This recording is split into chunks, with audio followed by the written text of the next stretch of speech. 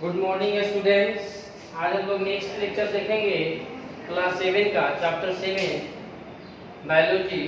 Topic है soil. Students, ये chapter का नाम है ऑर्गेनिज्म एंड देयर सराउंडिंग, मतलब कि जीव और उसका जो सराउंडिंग है, चारों तरफ का जो इन्वायरमेंट है, वातावरण, उसी के बारे में पढ़ना है। तो उसी में हम लोग जो टॉपिक पढ़ रहे हैं वह टॉपिक है सॉइल। सॉइल का मतलब होता है मिट्टी। तो सॉइल जो होता है स्टूडेंट, जैसे हम सॉइल की तुलना करते हैं, हम ये सोच भी नहीं सकते कि कितना वैल्यूएबल है।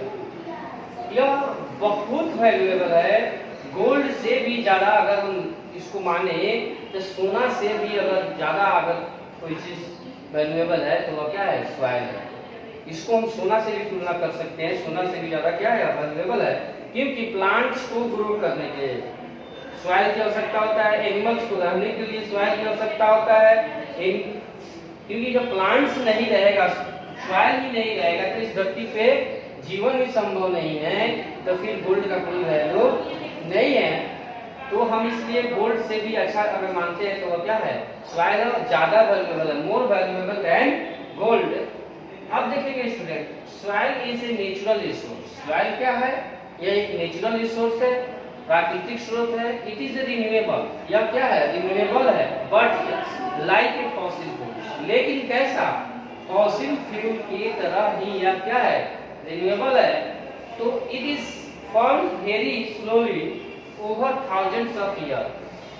यह बनता तो है, इसमें का फॉर्मेशन तो होता है, लेकिन बहुत ही धीरे धीरे यह बनता है, जिसको बनने में हजारों वर्ष लग जाता है। तब जाके इसका कुछ सम सॉइल का क्या होता है? निर्माण होता है। thus it can be considered non renewable। इसीलिए इसको हम लोग क्या करते हैं? नॉन रिन्यूएबल रिसोर्स में रखते हैं सॉइल को। तो जैसे ही आया है कि यह रिन्यूएबल रिसोर्स है, लेकिन लाइक फॉसिल फ्यूल की तरह, तो जैसे हम फॉसिल फ्यूल को बनने में हजारों वर्ष लगता है, उसी तरह सॉइल को भी बनने में हजारों वर्ष लगता है। तब जाके क्या होता है? सॉइल का निर्माण होता है। अब देखेंगे, soil is a mixture of rocks, minerals, organic matter, air, moisture, living organism and the product of decay. कहने का मतलब क्या है कि सॉइल क्या है? एक मिक्सचर है। इसका रॉक्स का, मिनरल्स का, ऑर्गेनिक मैटर का, एयर का, मॉइस्चर का, लिविंग ऑर्गेनिज्म का एंड प्रोडक्ट ऑफ डिके, मतलब कि जो भी पदार्थ सड़ जाते हैं, गल के, और वह मिट्टी में मिल जाते हैं, तो वह मिट्टी ही बन जाते हैं। तो इस तरह हम कह सकते हैं देयर डिके, मतलब कि जितने भी मरे हुए पदार्थ होते हैं, उससे क्या होता है? सॉइल का निर्माण उसी से होता है। अब बनेंगे, अब नेक्स्ट टॉपिक हम पढ़ेंगे student, formation of soil. Soil का फॉर्मेशन कैसे होता है? तो सॉइल के फॉर्मेशन की जब बात करते हैं, तो soil is made from टिनी bits. Soil जो है किससे बना है? टिनी बिट्स से बना है, ऑफ रॉक्स। रॉक्स का जो टिनी बिट्स होता है, छोटे छोटे जो टुकड़ा होते हैं, उसी से बना है। Mix with plant and animals. इसमें क्या एनिमल है?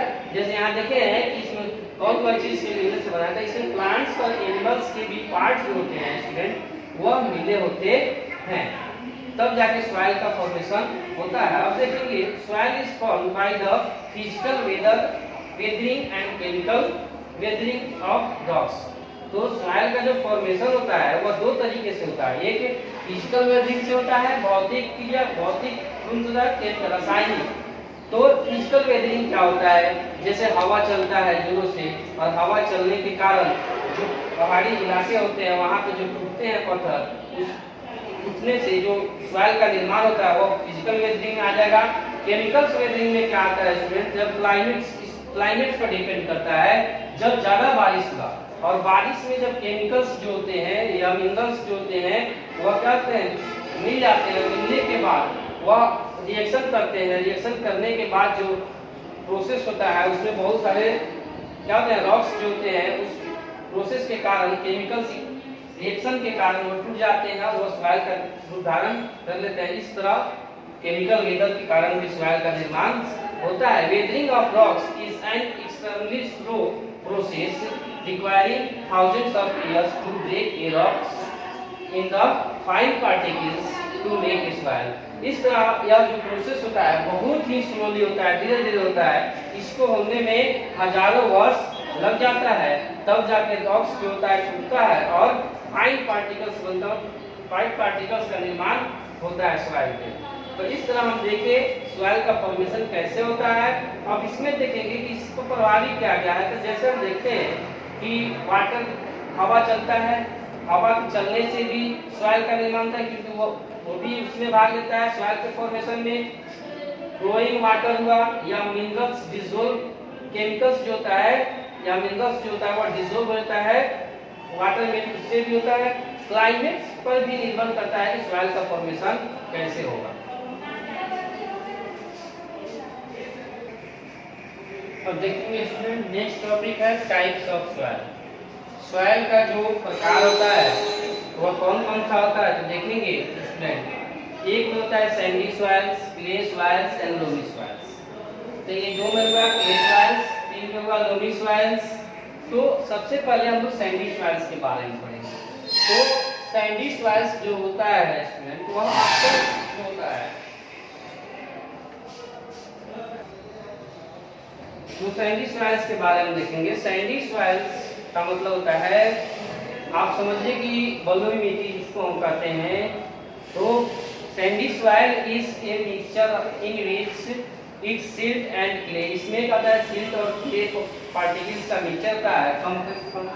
Compare less than 20% of materials, या 20% से भी कम मटेरियल्स है बाय वेट, उसके वजन से। The rest of soil 80% is sand. मतलब कि सैंडी सॉइल में जो होता है अदर मटेरियल्स जो होता है वह 20% होता है लगभग, उससे कम भी हो सकता है। 80% सैंड होता है, उसमें बालू होता है। तो इसके जो क्षमता होता है सैंडी सॉइल का स्टूडेंट, यह वाटर को तो होल्ड करता है लेकिन वह जल्दी सूख भी जाता है, उससे पानी जो होता है जल्दी वेपर बन जाता है। या और जहाँ सैंडी सॉइल होता है, जैसे मान लीजिए राजस्थान की बात करते हैं, थार डेजर्ट की बात करते हैं, वहाँ का जो सॉइल होता है वह सैंडी सॉइल होता है। अब नेक्स्ट में देखेंगे, यहाँ पे एग्रीकल्चर भी नहीं हो सकता है, इससे कुछ जल्दी बनता भी नहीं होता है। अब क्ले सॉइल्स देखेंगे, तो clay soil is A one which contain at the least 30% clay particles. इसमें जो होता है 30% क्ले पार्टिकल्स होता है। Clay is the thick, heavy earth that is soft, weight and hard, which when they dry। देखिए होता क्या है इसमें क्ले सॉइल में स्टूडेंट, क्ले सॉइल जो होता है यह बहुत ही अच्छा होता है। इसमें 30% क्ले पार्टिकल्स होता है जो इसको बहुत ही हार्ड कर देता है। जब यह सूख जाता है, सूखने के बाद, ड्राई होने के बाद यह बहुत ही हार्ड होता है। लेकिन जब इसको भिगा दिया जाता है, भिगने के बाद ये क्या होता है, सॉफ्ट हो जाता है। तो इससे क्ले सॉइल से ही क्या बनता है स्टूडेंट, तो ईंट का निर्माण होता है। जो ब्रिक्स बनता है वह क्ले सॉइल से ही बनता है। थर्ड में देखेंगे लोमी सॉइल। लोमी सॉइल का होता है, this type of soil is best for the cultivation. Loamy soil जो होता है वह इस प्रकार का सॉइल है जो कल्टीवेशन के लिए बेस्ट है।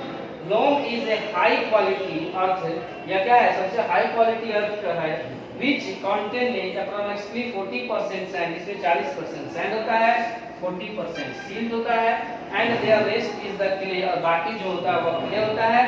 एंड डिकेइंग प्लांट मटेरियल, और इसमें प्लांट मटेरियल जो होता है डिकेइंग, जो सड़े गले होते हैं वो भी मिले होते हैं। या एग्रीकल्चर के लिए सबसे बेस्ट सॉइल माना जाता है इसको, लोमी सॉइल को। और गार्डनर जो होता है वह इसी प्रकार के लोमी सॉइल को ही खोजता है अपने गार्डन में डालने के लिए, ताकि उसका जो पौधा होगा, प्लांट्स होगा, वह बेस्ट होगा। क्योंकि इसमें अच्छे तरह से क्या होते हैं, प्लांट्स ग्रो करते हैं। क्योंकि इसमें सभी तरह के जो मटेरियल्स होते हैं प्लांट्स को ग्रो करने के लिए, जो न्यूट्रिएंट्स होते हैं वह प्रेजेंट रहता है। यह बेस्ट सॉइल है कल्टीवेशन के लिए। ये क्ले सॉइल जो है इससे क्या बनता है, ब्रिक्स वगैरह का निर्माण किया जाता है। और इस तरह सैंडी सॉइल जो होता है, सैंडी सॉइल से ज्यादा पानी होल्ड करने की क्षमता क्ले सॉइल में होता है। और यह इससे बेटर होता है क्ले सॉइल से बेटर लोमी सॉइल होता है। पानी होल्ड करने की क्षमता इसका उससे भी ज्यादा होता है, तब जाके यह क्या होता है, इसमें प्लांट्स जो होते हैं अच्छे से ग्रो कर पाते हैं। अब स्टूडेंट नेक्स्ट टॉपिक की बात हम करते हैं, तो सॉइल प्रोफाइल पढ़ेंगे, जो नेक्स्ट लेक्चर में पढ़ेंगे सॉइल प्रोफाइल के बारे में। कि सॉइल का प्रोफाइल क्या होता है, सॉइल को कितने भाग में पार्ट प्रोफाइल में बांटा गया है, उसको बारे में पढ़ेंगे।